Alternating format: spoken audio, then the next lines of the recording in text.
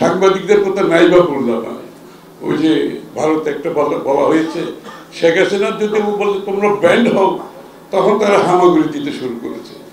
তো সাংবাদিকদের তো সেই চেহারাও তো আমরা দেখেছি। বাংলাদেশে কন্টেম্পোরারি হিস্ট্রি লেখার মানুষ খুব বেশি কিছু নাই, অনেকে অনেক কিছু লিখেছে, বাট কন্টেম্পোরারি হিস্ট্রির উপরে যদি কাউকে চিন্তা করা যায়, আমি মনে করি হি ইজ দ্য ম্যান। এবং আজকে বিগত বছরগুলোতে ইতিহাস যখন বিকৃত, রাজনীতিবিদরা যখন ইতিহাসবিদ হয়ে উঠেছিল, মনে হয় তারাই ইতিহাসবিদ, তারা ইতিহাস সৃষ্টি করছে। আবার কিছু ইতিহাসবিদ সৃষ্টি করা হয়েছে রাজনীতির স্বার্থে। সেই সময় একজন কন্টেম্পোরারি হিস্টোরিয়ান মাহফুজুল্লাহর আগমন একটি সুবাতাস বয়ে গেছে কন্টেম্পোরারি হিস্ট্রির মধ্যে। একটা বড় ধরনের চিন্তা ছিল বাংলাদেশের সংস্কৃতিটা কি হওয়া উচিত, সেটাও তার মাথায় ছিল। বিগত দিনের স্মৃতিতে আমার সাথে মাহফুজুল্লাহ ভাইয়ের যেটা ছিল সেটা ছিল একান্ত রাজনীতিক এবং আন্দোলনকে নিয়ে যে কর্মকাণ্ডগুলো ছিল।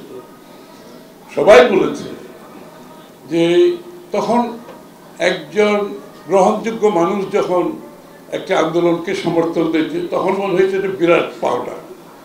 কারণ কেউ যখন এগিয়ে আসছে না, সাংবাদিক জগৎ থেকে কেউ এগিয়ে আসছে না, সংস্কৃতি কর্মীরা এগিয়ে আসছে না, বুদ্ধিজীবীরা এগিয়ে আসছে না, এর মধ্যে যখন মাহফুজুল্লাহ ভাইয়ের মতো একজন লোক ফ্রন্ট অ্যান্ড সেন্টারে চলে আসে, এটা কিন্তু আন্দোলনের জন্য অনেক বড় পাওয়া। এই যে বিগত বৎসরগুলোতে আন্দোলন পুঞ্জীভূত হতে হতে যখন ফ্যাসিস্টের পতন হলো, এর মধ্যে মাহফুজুল্লাহর ফুটপ্রিন্ট অত্যন্ত গুরুত্বপূর্ণ।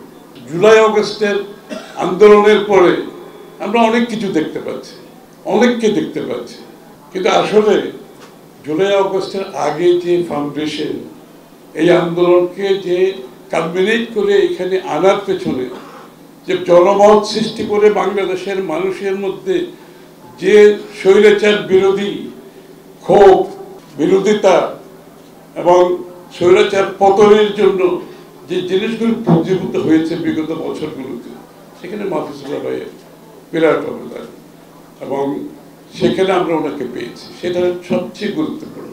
সেই পাওয়াটা তখন কিন্তু অনেক বড় পাওয়া। এখন তো অনেকেই আসছে, অনেকে অনেক কথা বলছে, সেই সময় সেই পাওয়াটা অনেক বড় পাওয়া।